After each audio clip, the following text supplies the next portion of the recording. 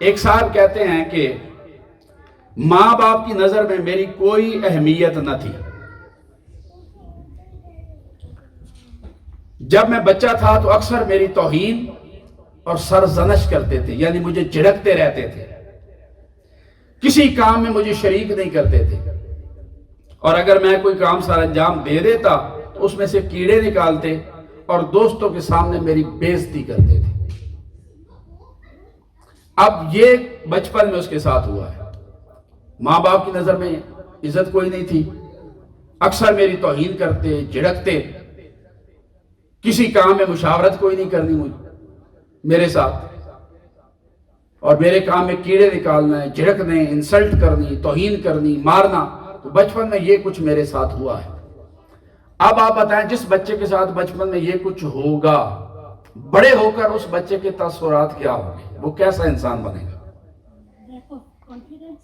ہاں جی جی، نمبر ایک چیز لیک آف کانفیڈنس آئے گا اس میں، بالکل، اور نیگیٹو ہوگا، اور غصہ بہت زیادہ ہوگا، عدم برداشت، اور احساس کمتری ہوگا، اپنے آپ کو دوسروں سے کم تر سمجھنا، ہلکا سمجھنا. کیا اس بچے کے اندر فیصلہ کرنے کی قوت ہوگی؟ قوت فیصلہ، ان ٹائم کوئی ڈیسیجن لے لینا، وہ بھی نہیں ہوگی. لیڈرشپ کوالٹی ہوگی؟ اس بچے کے اندر رحم ہوگا دوسروں کے لیے، محبت؟ ہاں جی، رحم بھی نہیں ہوگا، محبت بھی نہیں ہوگی، برداشت ہوگی کسی کی بات قبول کرنا. احساس کمتری، یہ خود کو گھٹیا سمجھتا ہے سب سے.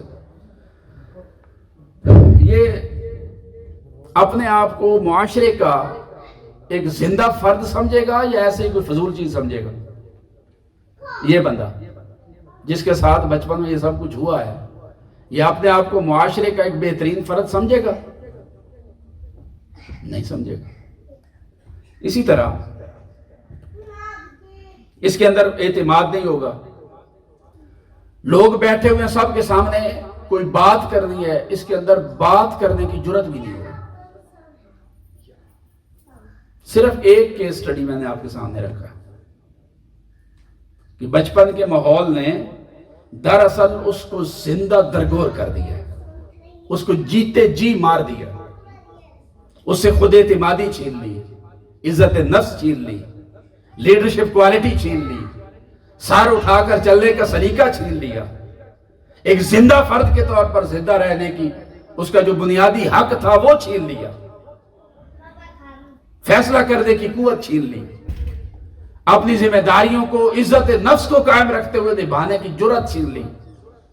تو اس لیے میں نے کہا کہ جیتے جی اس انسان کو زندہ درگور کر دی. وہ چلتی پھرتی لاش بنا دی ہم نے معاشرے میں، اپنے رویوں سے، اپنے برے گھر کے ماحول سے.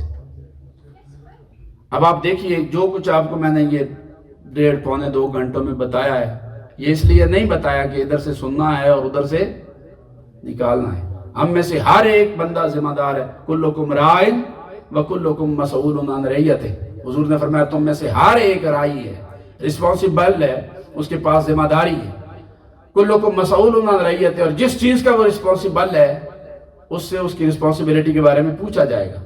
یہ کہہ کر حضور نے فرمایا کہ ماں باپ وہ اپنی اولاد کے رسپانسبل ہے،